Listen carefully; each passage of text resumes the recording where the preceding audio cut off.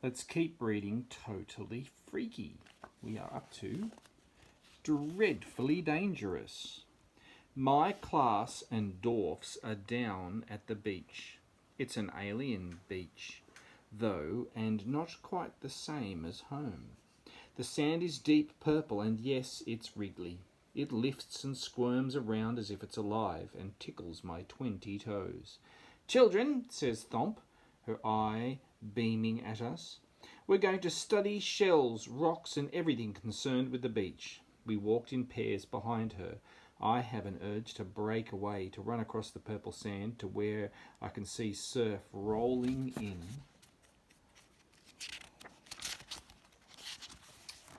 To shore.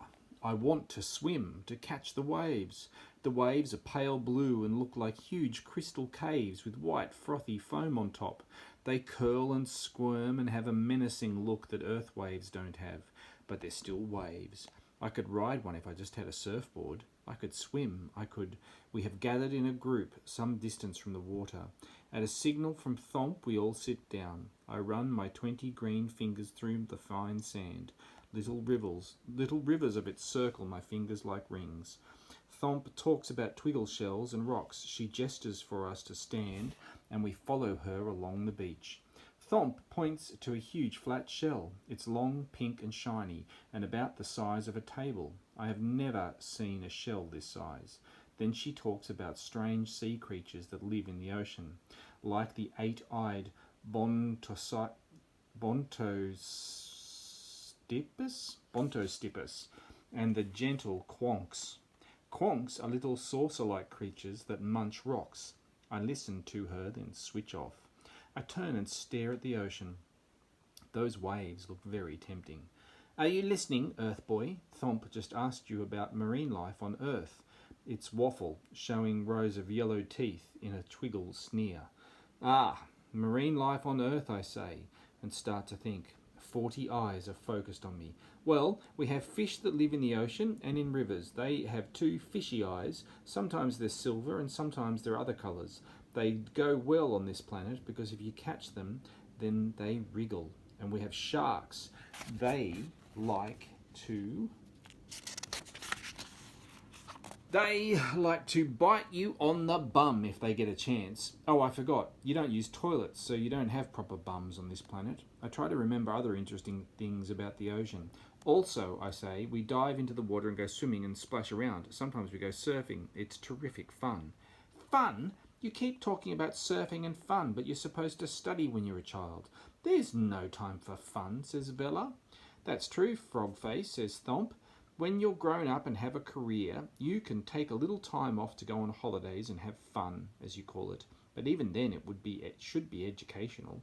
For instance, we spend holidays studying rock formations on the far side of the planet. You mentioned swimming. What is swimming? Is it educational? You don't know what swimming is? I stare into the curious eyes.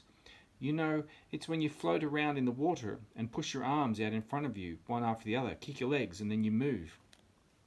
Well, we certainly don't do that here, says Thomp. Water is dangerous and very wriggly. A wave can wriggle its way to the shore when you least expect it and sweep you out and drown you. That's why we're standing well back. I don't think it's like an earth ocean. You could still have fun. You could build swimming pools and learn to swim there if surf is dangerous. Anyway, with everyone so clever on this planet, I just don't understand why you haven't thought of a way to make the water less wriggly. We don't go into the water, so it doesn't matter, says Thomp. It seems to me like you'd all be a lot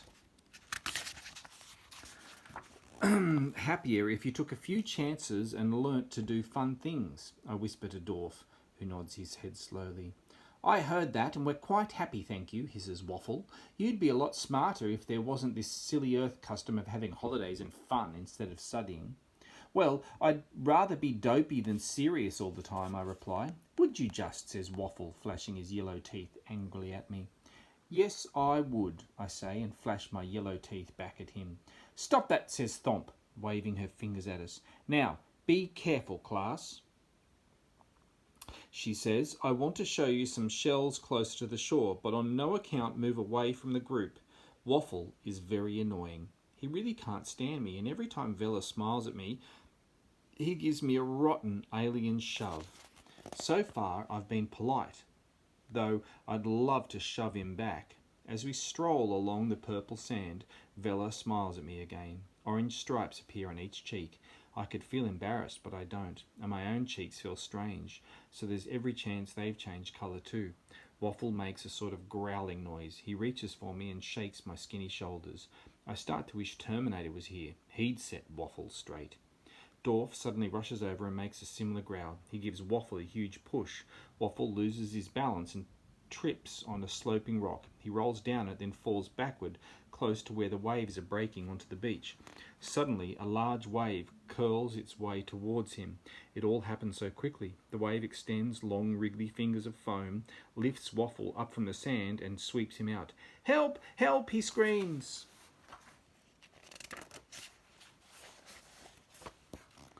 Kids watch, horrified. Thomp gives a squeal, jumps up and down, and shoves all 20 fingernails into her mouth and starts to bite them. "What can we do?" screeches Vella. Waffle is now in both deep water and deep trouble. He's sinking, then rising in a wriggly mass of foam, gasping for air as water squirms around him and pulls him down. Kids run along the beach shouting. Tears are rolling up and down Thomp's cheeks. Blue stripes line her cheeks and those of the children. "We've lost him, poor Waffle," she moans. "He was so young. What can I do? He's the last person on this planet I feel like saving, but I've got to do something." I look around quickly. That huge seashell, it's fairly flat. I wonder if... "Stop that, frog face," calls Thomp. "Stop that at once. We don't want to lose both of you." But it's too late. I've pushed the shell into the water, and even though the waves are wriggling around me and trying to tip me off, I manage to clamber onto it. My twiggle body doesn't seem to know what to do. It feels clumsy. "Come on," I tell it. "Just do what my brain tells you." Using my hands, I paddle my way through the waves. "Come on," I tell my body. "Faster, faster." Waffle's head can just be seen bobbing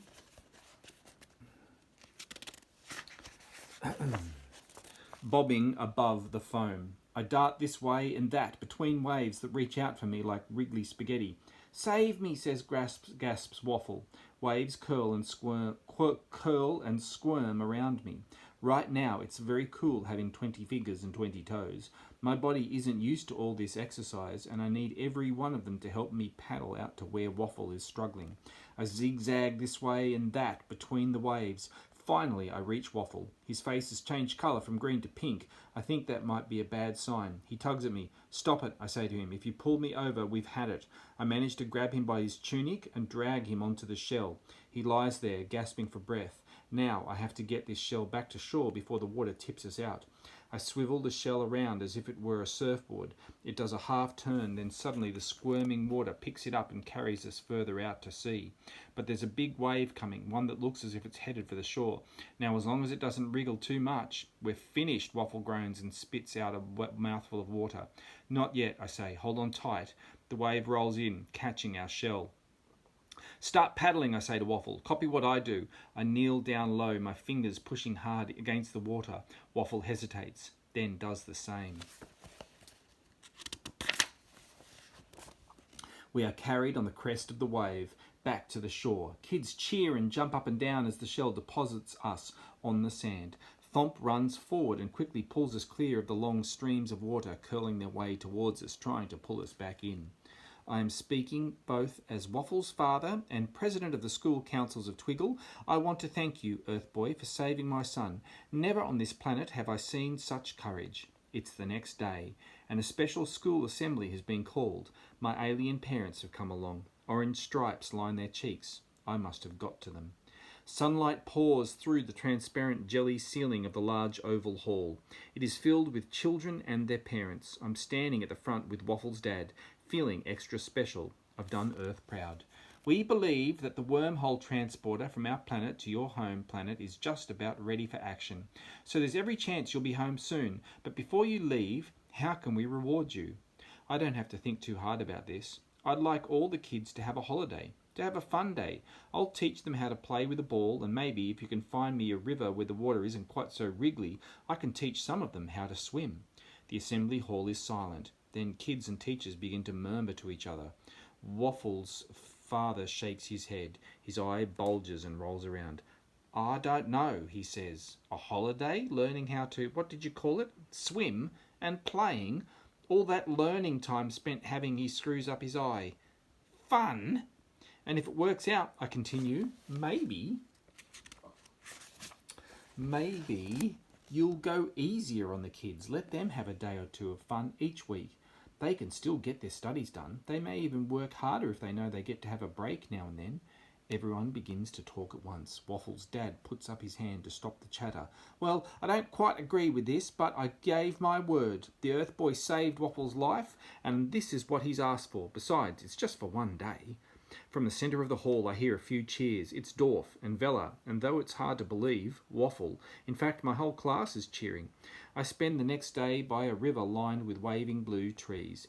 This is the most un-Wrigley river on Twiggle. All the kids and teachers from my school are there, along with my alien parents. Waffle comes over to me. I know I've been mean, but I want to make it up to you. Please show me how to swim. So I do. I guide his arms and get him to float. The Twiggle water is very salty, so it's actually not that hard to teach the kids to swim. They soon get the hang of it. Suddenly they're all splashing around and I hear them using a word that they have hardly ever used before. Fun! This is fun! It's a busy day. After I've taught the kids to swim, Dorf finds wheels to attach to a small, flat shell so we can turn them into skateboards. Then I notice that many of the rocks on Twiggle are very light, and I find some stones that are just the right size for throwing. Catch, I say to Dorf. Huh? Why? He asks. The stone hits him and bang in the middle of the forehead. Try again, I say. It's a game. I throw another stone. Dorf jumps and reaches out. His wriggly fingers catch the stone. He smiles.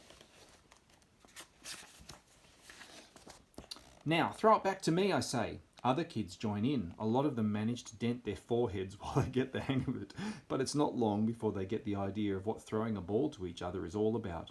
I explain the rules of football. Our memory banks are working overtime, says Vella happily. This is such fun. There's laughter and wriggly teeth squirming everywhere. Teachers are standing around talking about things they've probably never talked about before, like how playing sport might not be such a bad thing. It could help develop the body, make it stronger, comments Thomp. She picks up a small round stone. Here, catch this. She throws it to my alien dad. He reaches out in surprise, catches it, then throws it to my alien mum. Heavenly holly hoops, she says. I'm finding this rather enjoyable. You've changed things, Frogface, says Dorf as he watches his parents. I'm going to miss you. Dad says the transporter will be ready tonight. After dinner that night, with my belly full of delicious pooey-poms, I go out into my alien parents' garden. The night sky is blazing with stars. 3 moons drift by. An exmunga plant suddenly reaches out and holds me in a tight hug. Reluctantly, I pull away from it. My alien parents, together with Dorf and Vella, join me in the garden. It's time to say goodbye. In the bright evening light, I can see sad blue stripes on my alien family's faces. The blue stripes on Vella's cheeks are tinged with orange. Is it only because I look like spit? She comes over to me and rubs her forehead against mine. I'll miss you. I'll miss you, Frogface. We'll try to send you a message to let you know what's happening here. Blue tears wriggle down Dorf's cheeks. Then they turn and wriggle back into his eye. My alien parents rub their foreheads against mine. We'll be relieved to have our son back again, but sorry to lose another. It's too much for me. I try to be brave and stand tall as Spit's dad holds the projector above my head. I feel tears roll up and down my cheeks. I wave goodbye. And then